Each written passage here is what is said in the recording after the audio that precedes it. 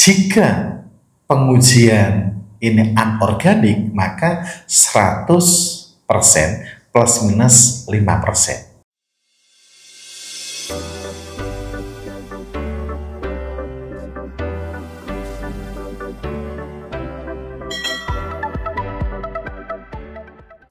Halo teman, kali ini kita coba bahas tentang batch analysis menggunakan kurva kalibrasi.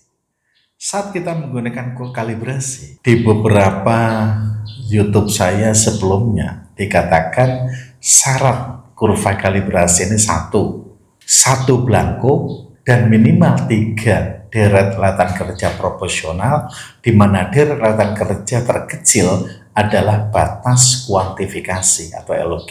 Kemudian dari kurva yang didapat kita hitung koefisien determinasinya lebih dari sama dengan 0,990 atau koefisien regresinya 0,995. Ini untuk melihat linearitas kurva kalibrasi. Kalau ini bisa diterima, maka intercept dibagi slope, ini absolute value, lebih kecil sama dengan MDL estimasi. MDL estimasi ini adalah 4/10 kalikan LOQ metode.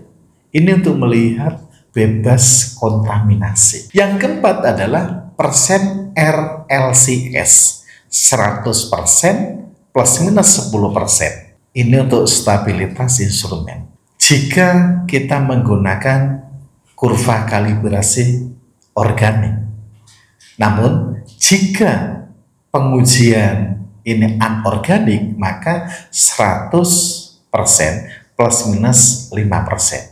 Kurva sudah dibuat. Kemudian kita lakukan terhadap blanko sampel. Blanko sampel, ketika ini juga kurang dari MDL estimasi, kita lakukan RPD untuk melihat presisi. RPD pada kadar miligram per liter atau ppm ini sekitar kurang dari 10. Ini diterima.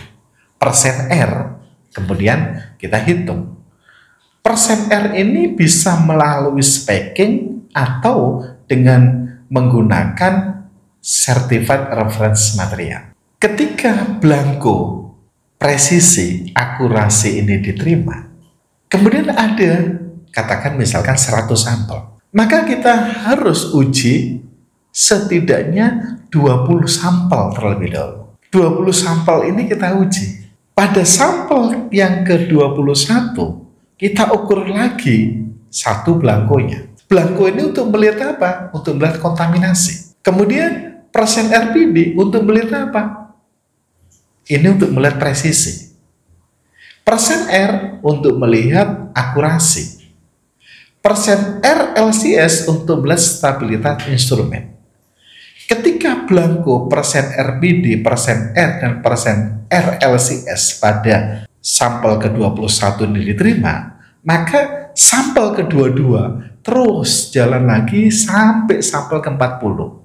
Sampel ke-40 berhenti, kita masukkan lagi blanko persen RPD, persen R, dan persen RLCS. Ini dilihat lagi.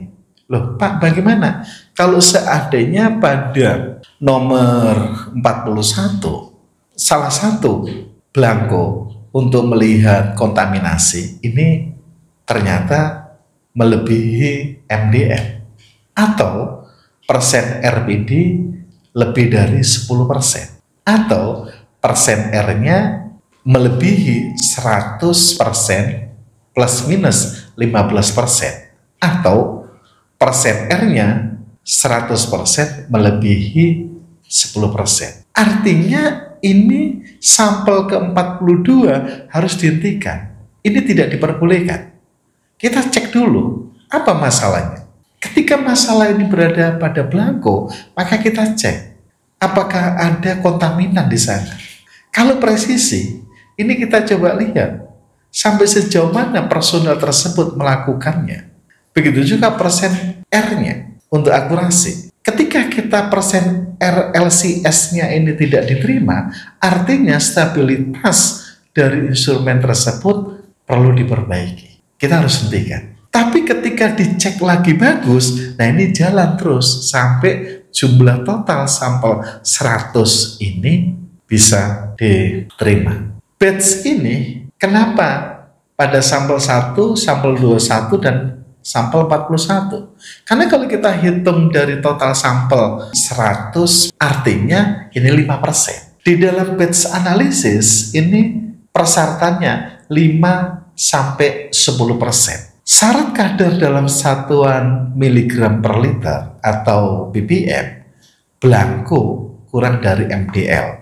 Ini artinya bebas kontaminan. Persen RPD kurang dari 10%, artinya untuk pengujian sampel tersebut ini presisi. Persen R 100 plus minus 15%, ini akurasinya cukup bagus. Persen R LCS sampai dengan 100% plus minus 10%, ini stabilitas instrumen. Artinya, kita itu memiliki 100 sampel.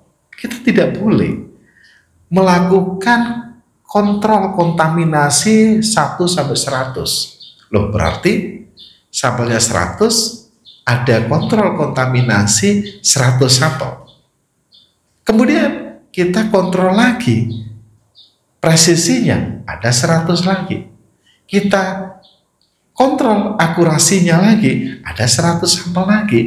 Kita persen RLCS-nya 100 lagi, artinya 400. 400 ditambah sampel 100, artinya 500 sampel. Ini nggak efektif. Karena itu kita gunakan batch analysis dengan teknik metode seperti ini.